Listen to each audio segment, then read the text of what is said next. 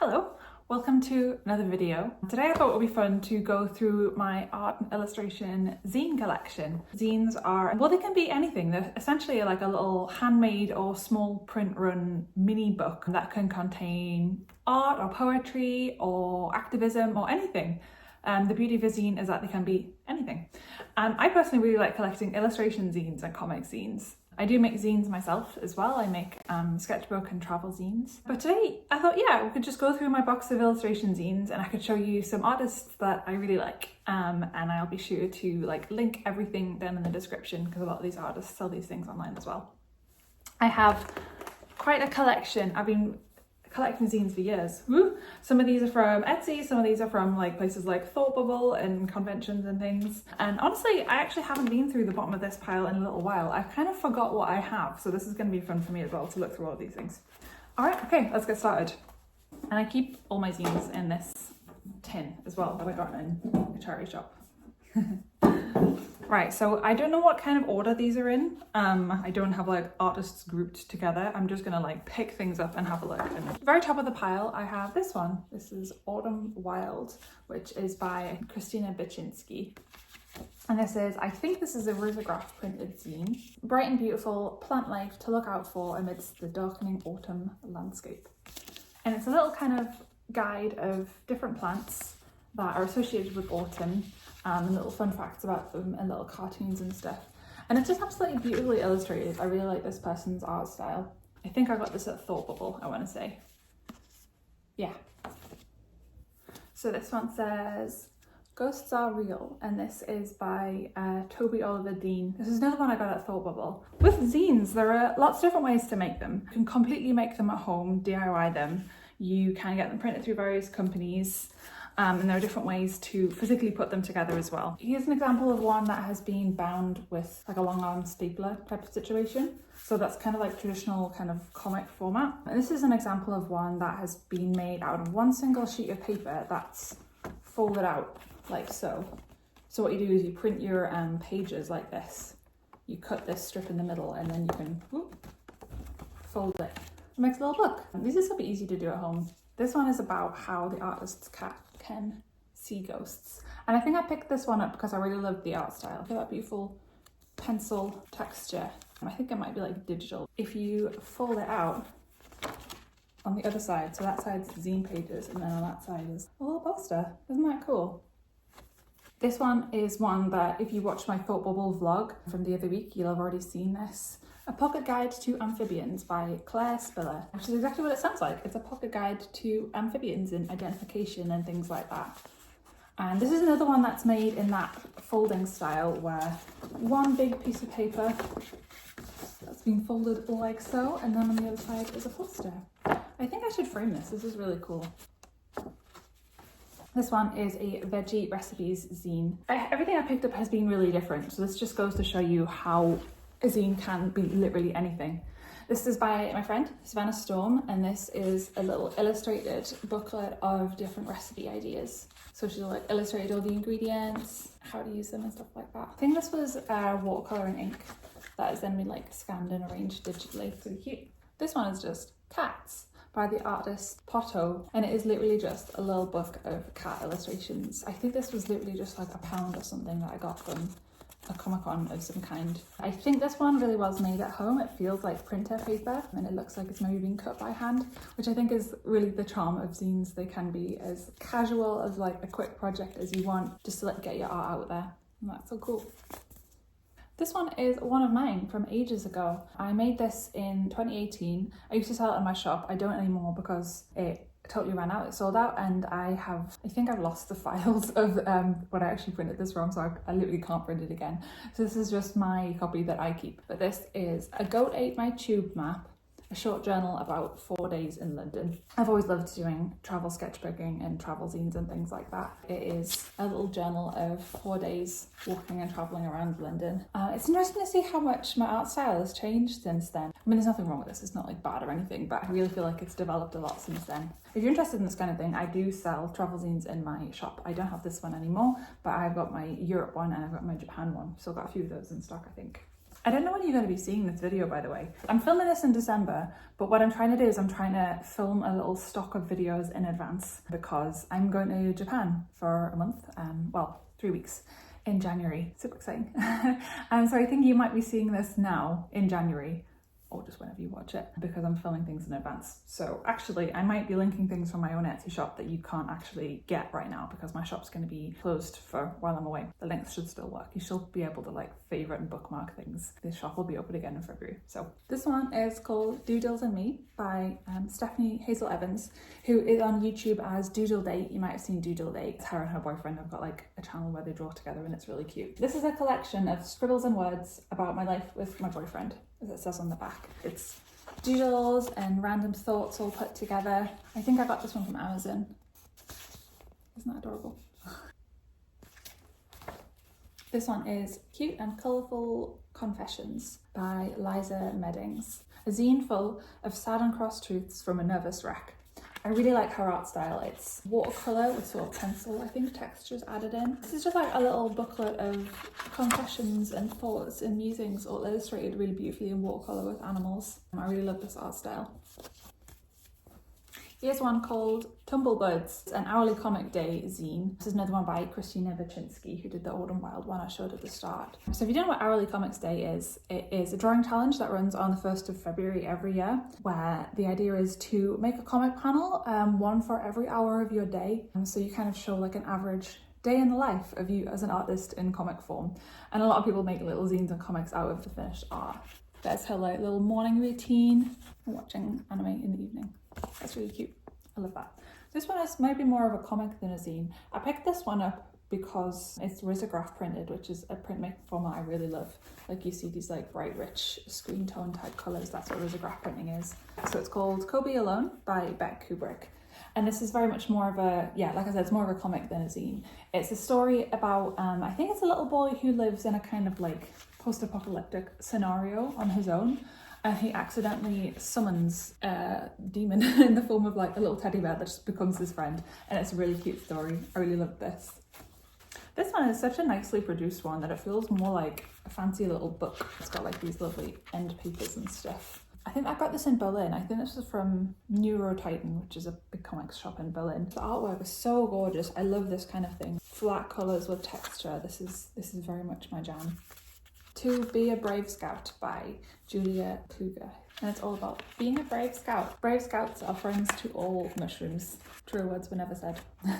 Here's another Kristyna Baczynski one. I really like her work. I've got quite a few of her zines. Again, this is another one that feels really nice. It's got a lovely like holographic cover to it. You can really see the spectrum of zines, I think, in this collection. Some of them are totally handmade on a home printer and some of them are really nicely produced, and the whole spectrum is all cool and there's a place for everything. This is a collection of sort of monthly diary comics spanning 3 years in the artist's life, and this spans the pandemic as well. So it starts with, you know, doing all kinds of fun things like traveling to Prague. Later on is like Lockdown 2, the rubbish sequel. In the UK we had like several waves of lockdowns. But I really love the art style. I love how she uses a consistent colour palette for each month and that helps differentiate them. And it's just nice seeing a little view into people's lives like this. I love this kind of thing. Oh, here's one that I made. So I went to a drawing workshop, again ran by my friend Savannah Storm. She had us go on this forest walk and draw lots of things that we saw on a big A4 sheet of paper. So the idea was to sort of blotch a bunch of paint around and then draw over the top of it all the things that we saw. Like for example, there's this little dog, there's this tree, there's these leaves, and then cut it like so, in the middle, and then fold it. And then it just makes a little booklet. And a lot of it kind of doesn't make sense. Like as you go from page to page, there's no rhyme or reason to it, and a lot of the drawings just like go off the edge of the page and stuff. But it's so nice to just have this finished little book. Isn't that so pleasing? This was just a one-off thing. This is not something that I like to sell. It's just a little treasure, a little fun thing to make. This one is called Elsewhere by Gemmyscloud. It is mostly wordless, it says. A zine that will leave you wondering about a place elsewhere. And it's mostly just fantasy illustrations about alien planet. So that's what this side is. This one is kind of unbound, unstapled. It's a sort of concertina. So it's got these individual illustrations on this side. And then on this side of the paper, As you can see, it's just one long piece of paper and it's this lovely art panorama. People are so creative. This is all just so inspiring. Like I said, I haven't been through this pile of zines in ages, so it's been really nice to just get freshly inspired by all this cool artwork. Here's a Risograph zine that I made with my classmates when I was at uni. There's everyone's names on the back.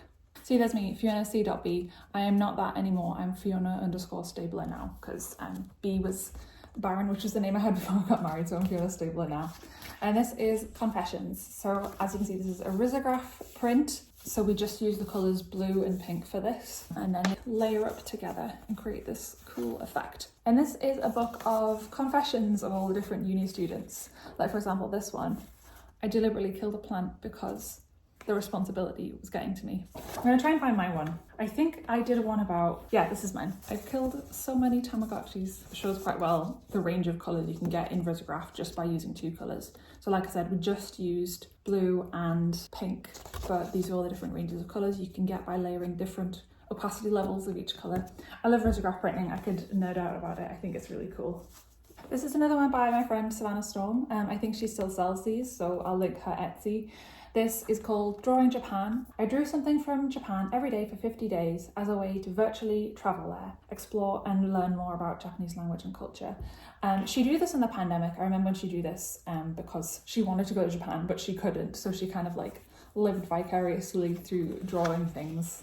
So there's a bunch of Japanese food. It's 50 different objects, all kind of concepts. This is making me miss Japan. I can't wait to be back.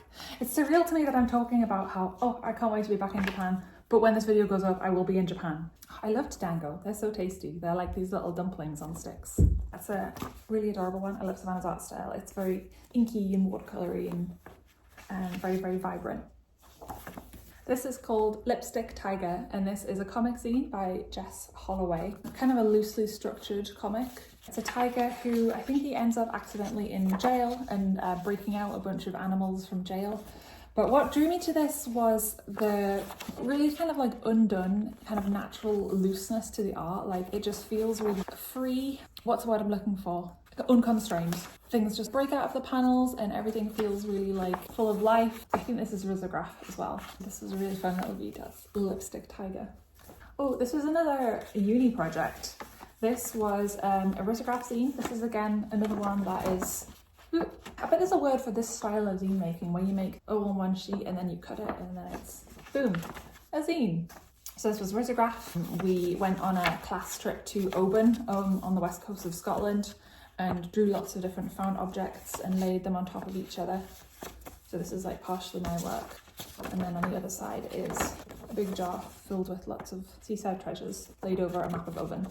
That was another Risograph project. Oh, this is yet another of Savannah's things. Whenever each of us makes a zine, we trade. So she has all of my zines and I have all of hers. This is Just a Coffee Please. It is a story of coffee's journey to your cup. It's a comic showing the stages of how coffee is produced and made, how it basically ends up in cafes, like the whole life cycle of coffee. Isn't that cool? I think she's still selling these as well, so I'll link these. Here's another Lize Meddings one. So she's the illustrator behind Sad Ghost Club. These illustrations are really popular on social media, so you might recognize this ghost character. This one's called Still Trying, and it is a series of little comics about, I think it's about dealing with depression and like low mental health. I feel like I've got everything under control, but then something happens and everything unravels. And I think having this told through the ghost character just makes it so relatable and easy for people to engage with. But the art style is just beautiful. Still Trying by Sad Ghost Club / Lize Meddings. Oh, here's another one of mine. This is my Europe sketchbook zine. I'm sure I've shown this before. Have I? Have I shown this on YouTube?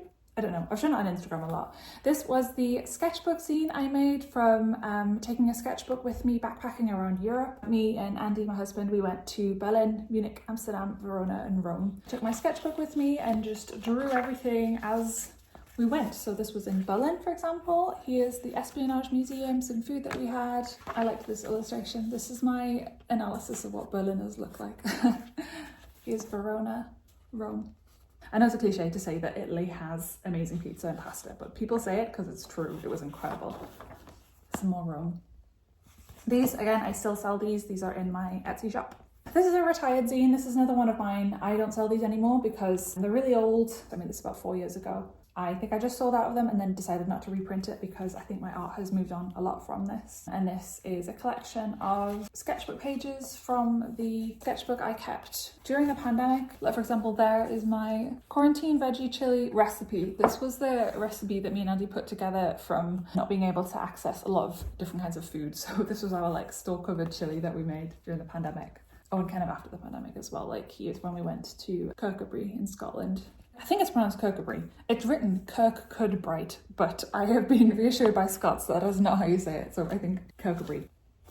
Anyway, yes, that's a retired one from a few years ago.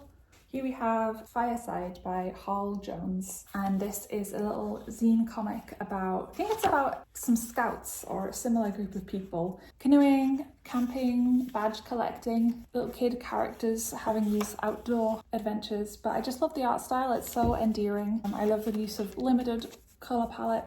That's adorable, I really like this. Fireside by Harl Jones. This was another one I got at Thought Bubble, I think. So yeah, this has kind of just been a run through of some of my favourite artists and illustrators, some of my old university projects as well. This has been really fun to comb through. All of these zines are now in a pile on the floor around me, so I'm going to have to scrape them back up and shove them back in this box. Yeah, like I said, I'm going to link all of the artists that I've mentioned. I think everyone who feels like they want to make a zine should just make one. It's such a low barrier to entry. You don't have to be good at drawing, you don't have to be good at writing or photography or anything. You can just have an idea and make it. You don't even need a printer, you could just like hand draw like this and just throw together a little book. It's just so satisfying to hold in your hands a little book that you've made of your own art or thoughts or poetry or whatever you want to put in. It's just a pleasing thing to do. Zine fairs are also really fun to go to. A lot of artists sell their zines at really affordable prices, like £5 and below. You can pick up a bunch of different ones, and it's a really nice way to support different artists. And I think consuming art in this way is better for us than through social media. Do you know what I mean? I think Instagram and TikTok and the like can be so bam, bam, bam, overstimulation, this artist and this artist and this artist, with artwork taken out of context and kind of shoved down your throat in this overstimulating way. So I think instead choosing to pick up a zine for a few pounds and spending a few minutes really taking in an artist's work and absorbing the art in the way that they've chosen to present it to you in reading the stories that they have to share. It feels much calmer and a bit more sort of like dopamine detoxy. It's just better for our brains, I think. But yeah, like I said, zines don't have to be art. These are just zines that I choose to collect because I'm really into illustration and comics. Plenty of people make zines about activism, of their poetry, of their photography, and they can be anything. And they're just so fun to collect and trade and things like that. So yeah, I hope this was fun. I hope this gave you some ideas of cool artists to follow on social media. And I'm not sure when my next video will be. See you when I get back from Japan. I did make a Japan sketchbook zine when I was in Japan last time, but I don't think I'm going to do that again this time, just because I think if I was to make 2 Japan sketchbook zines like a year apart, it would just be a lot of repetition. It would be a lot of the same content. I am going to take a sketchbook with me. I am going to make a Japan sketchbook because I can't help myself. I take a sketchbook with me whenever I go traveling anywhere. I will hopefully be able to make like a sketchbook flip through video for you as well. So that's how I'm going to share that this time. Thanks for hanging out with me. I hope this was fun and interesting for you. Okay, bye for now.